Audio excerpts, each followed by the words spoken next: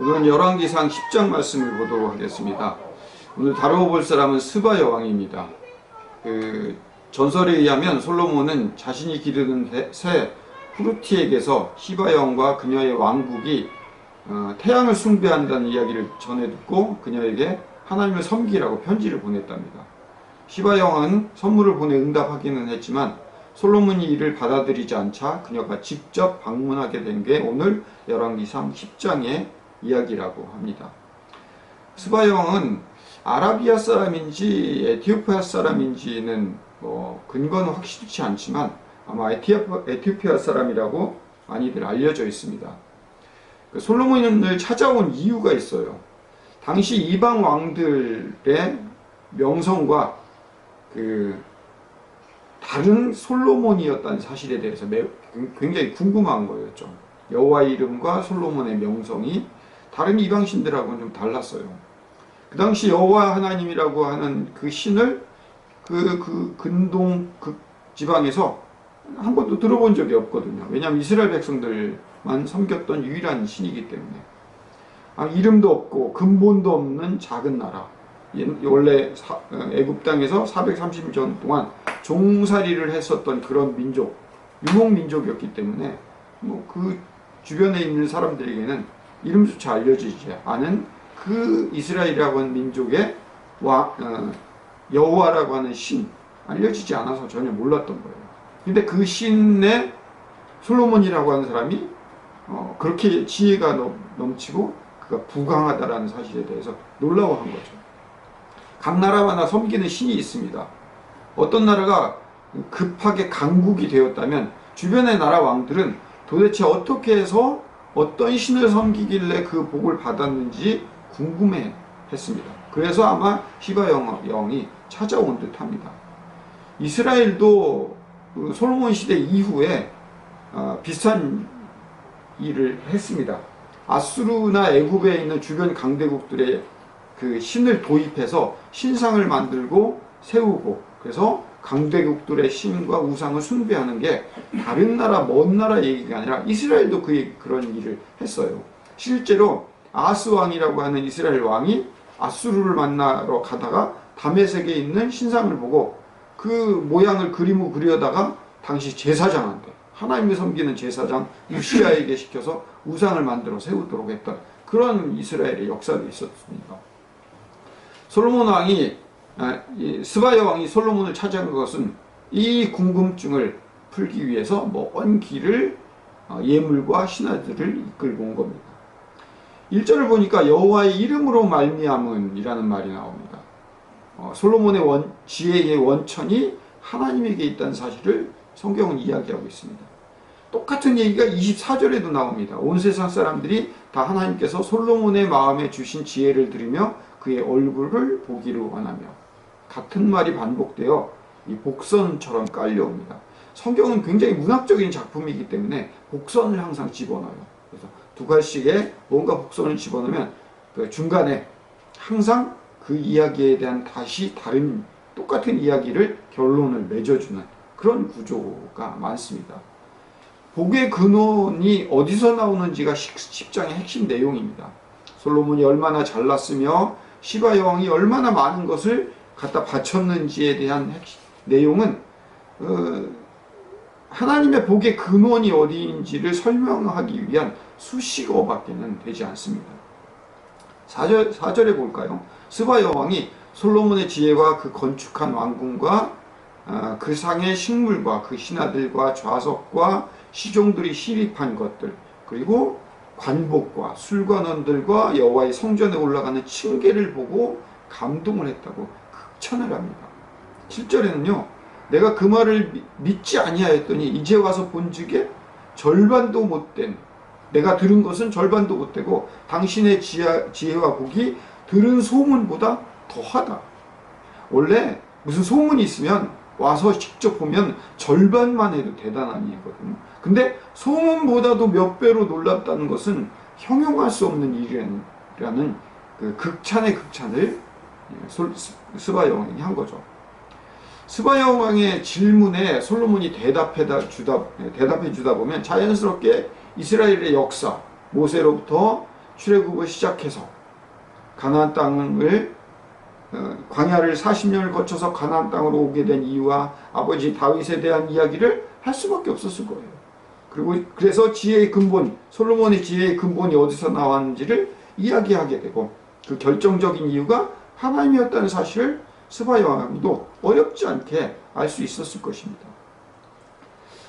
때론 우리가 인생을 살아나가면서 정말 답답하고 어려울 때 하나님이 정말 살아계신가에 대한 궁금증이 사실 들 때도 있어요. 우리 인생을 살아가면서 그런 궁금증이 안 든다는 것은 인간이 아니라고 할 만큼 궁금증이 듭니다.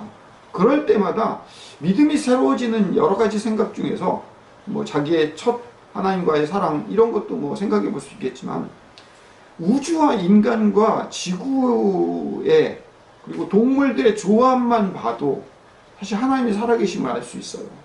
진화론으로 그 어떤 것도 설명해낼 수 없는 이 인간의 몸을 볼 때마다 DNA 구조와 이 피가 흐르고 신경과 그 조직과 이런 모든 것들은 누가 의도적으로 만들지 않고는 저절로 우연히 스스로 진화될 수 없다는, 우리 존재가 그렇다는 사실만으로도 분명히 신이 있다는 사실을 우리가 경험하고 느낄 거예요.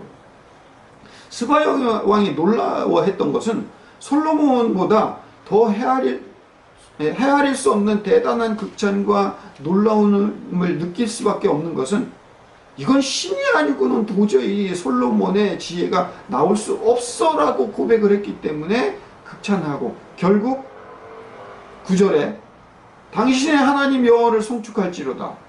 여호와께서 당신을 기뻐하사 이스라엘 왕 위에 올리셨고 하나님께서 영원히 이스라엘을 사랑하심으로 당신을 세워 왕으로 삼아 정의와 공의를 행하게 하셨도다. 스바 여왕이 마지막에 고백하는 건 뭐예요? 성전과 층계와 제복과 이런 모든 것들에 대해서 하고 놀라 감탄하다 감탄 못해. 그래, 이거는 인간이 할 수 없는 거야. 당신의 신밖에 할 수 없는 거야 라고 고백했던 게 바로 9절의 내용이라는 겁니다. 정확하지는 않지만 그 전설에 의하면 스바 여왕이 돌아간 후에 자기의 신을 여호와로 바꿔서 섬겼다는 그런 전설이 있습니다. 이 전설이 굉장히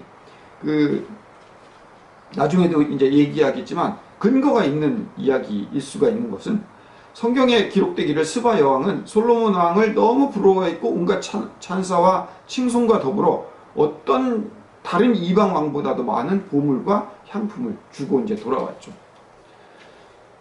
스바 여왕은 솔로몬을 흠모하고 사랑했지만 솔로몬 역시 스바 여왕의 그 화려함과 매력에 끌렸지 않았나 생각합니다. 확실하진 않지만 세간에는 솔로몬과 스바 여왕이 사랑하여 아기까지 낳았다고, 그 후손이 어딘가에 살고 있다는 그런 전설도 있습니다. 근데 이게 전설만으로 끝나는 것이 아니라 에티오피아 전승, 그러니까 우리나라로 말하면 당구신화와 같은 에티오피아 전설에 의하면 솔로몬과 시바 여왕 사이에 아들이 태어났고 그 아들이 메레니크 1세로 에티오피아의 시조가 되었다고 에티오피아 사람들도 믿고 있거든요. 당군 신화처럼. 메레니크 1세가 에티오피아의 정통 왕조를 세웠다고 그들도 믿고 있습니다. 솔로몬은 시바 여왕에게 반지를 주며 아들이 태어나면 그 반지를 증표로 삼아서 자기에게 보내달라고 했고, 그 아들이 장성해서 솔로몬을 찾아갔고 그에게 정치와 지혜를 배우고 다시 돌아갔다. 뭐 이런 얘기들이 그 에티오피아 전설에 등장을 합니다.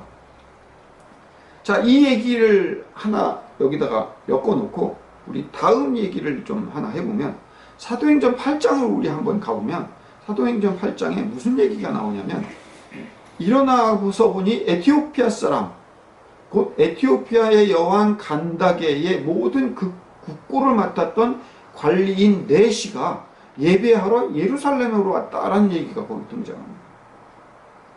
근데 돌아가는 길에 수레를 타고 선지자 이사야의 글을 읽고 있었대요. 에티오피아가 굉장히 거리가 멀어요. 아프리카 요 정도쯤이 에티오피아면 이집트를 떠나서 광야를 거쳐서 이스라엘까지 절기에 찾아간 거예요. 절기를 알고. 근데 빌립이 달려가서 이사야의 선지자의 글을 듣는 것을 듣고 읽는 것을 보고선 이게 무슨 뜻인지 아느냐, 사도 빌립이. 그랬더니 이거 지도해 주는 사람이 없는데 내가 어떻게 깨달을 수 있어? 그냥 읽고 있는 거야.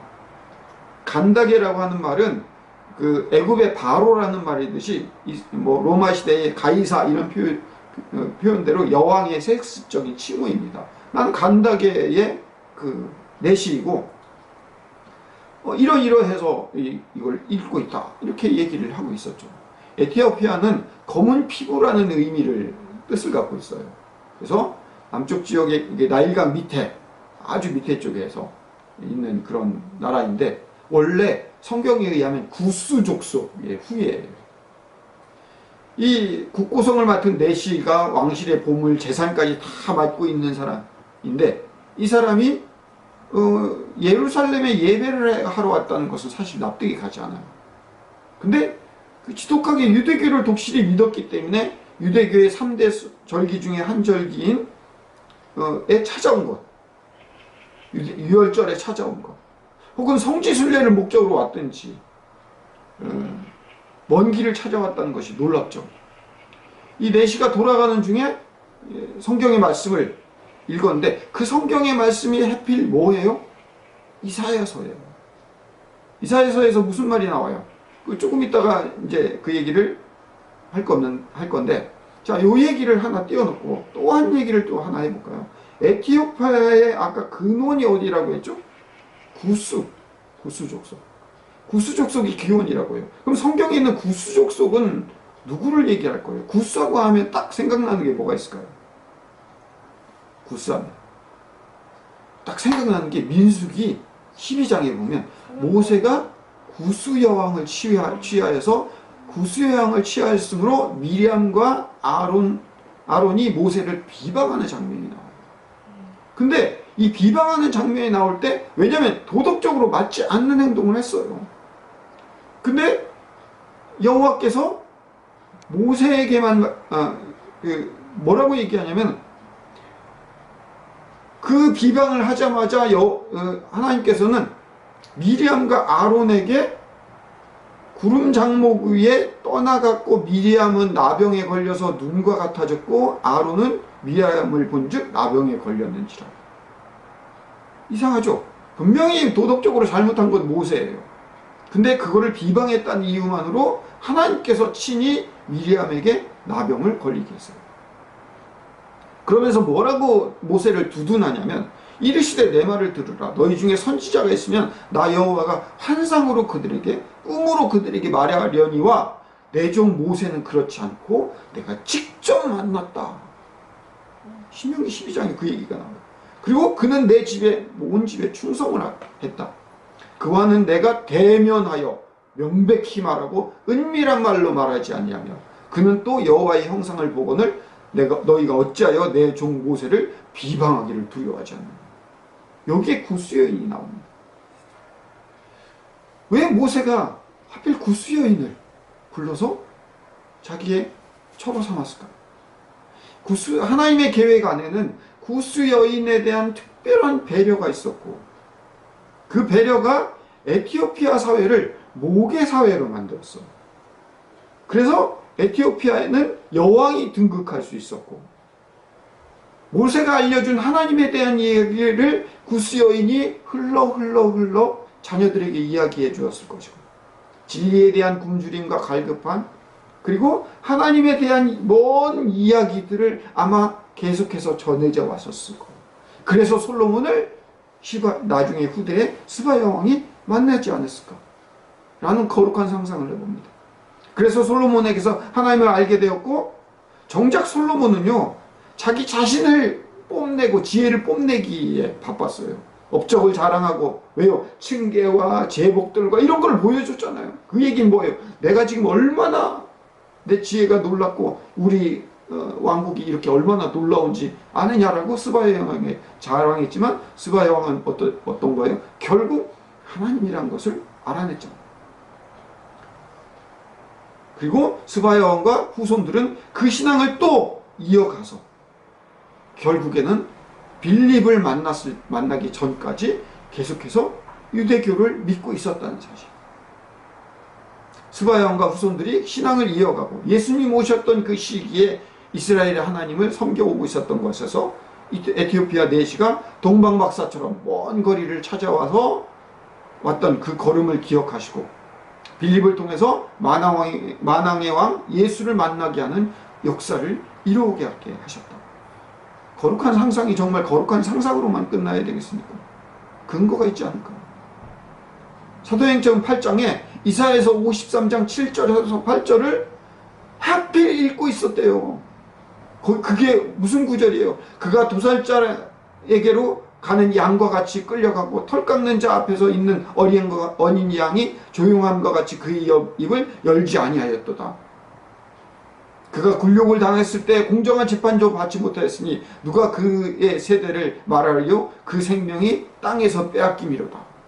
왜 하필 그 장면을, 그 이사야서를 읽고 있었어요?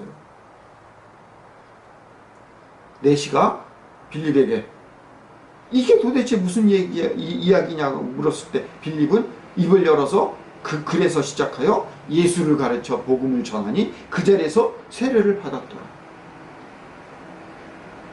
오늘 우리들도 신앙생활을 하고 있다는 이 사실이 우리들의 부모들의 신앙의 대물림, 우리들의 오랫동안 신앙의 경력, 경륜, 사실 이런 것이 아니라 전적인 하나님의 계획하심에 의해서 구스 여인과 같은 부정함, 스바 여왕 같은 잘되고 잘 살아보려고 하는 욕심 때문에 찾아갔던 그 마음, 시대를 벗어난 낡은 신앙을 붙들고 살아왔던 내시의 신앙, 이런 부족한 것들을 하나님이 모으셔서 하나님의 빅피처 그 거대한 계획하심 안에 하나님의 일하심으로 한 여인으로부터 한 나라를 아프리카 유일한 기독교 국가로 지금도 만들어 가신 하나님의 계획과 약속하심, 그게 하나님은, 그런 하나님을 봐야 된다는 거예요. 기도하면 뭔가를 하나님 앞에 드려내면 거기에 해당하는, 거기에 몇 배 해당하는 하나님 뭐를 받아내는 그런 수준이 아니라 우리의 신앙은 그 하나님의 거대하신 계획하심 가운데 우리의 지금 상황이 내려가고 낮아지고 있다 할지라도 그거는 하나님의 계획하심 안에는 우리가 부족함과 우리의 형편없음에 또 그 형편없음을 들어서 사용하시는 그 하나님을 날마다 알아가는 것이 신앙이지 받아내고 얻어내는 것이 신앙이 아니라는 사실이죠. 우리의 어떠함을 뒤로하고 하나님의 거대하신 일하심과 우리의 작은 오름과 그름을 넘어서 하나님의 신실하심을 기억하는 것, 제발 작은 것에 묶여있지 않고 좀 큰 것을 바라볼 수 있는 우리의 신앙이 되었으면 좋겠습니다. 복을 받고 싶으면 그래서 좀 베풀고 나누는 연습을 먼저 하는, 하나님의 큰 그림 앞에 한낱 지금 옳음과 내가 옳았어, 내가 틀렸어로만 우리가 따질 것이 아니라 내가 지금 억울한 상황, 틀린 상황, 옳지 않은 상황조차도 하나님은 그것을 통해서 미련과 같은 행동으로 바라보지 말고 끝없는 우리의 부족함을 인정하고 무엇이 하나님의 뜻인지를 구해 나가는 스바야왕과 같은 사람이 되시기를 축복합니다. 기도하겠습니다. 사랑의 아버지 하나님, 그게 믿음이고 신앙입니다.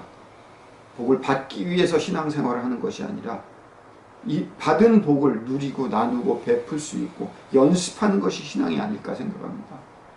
우리의 부족함을 인정하고 미련과 같이 옳고 그름만을 따지는 인생이 아니라 그 위에 하나님의 거대하심을, 그 크심을 바라볼 수 있는 그런, 그리고 늘 하나님의 뜻이 무엇인지를 구해갈 수 있는 스바야왕과 같은 그런 존재가 되게 좀 인도하여 주시옵소서. 예수님 이름으로 기도드립니다. 아멘. 이제는 우리 구주 예수 그리스도의 크신 은혜와 아버지 하나님의 극진하신 사랑하심과 성령님의 인도 교통 내지하심이 이 설교를 듣는 모든 자들 머리 위에 영원토록 함께하여 주시기를 간절히 축원하옵나이다. 아멘.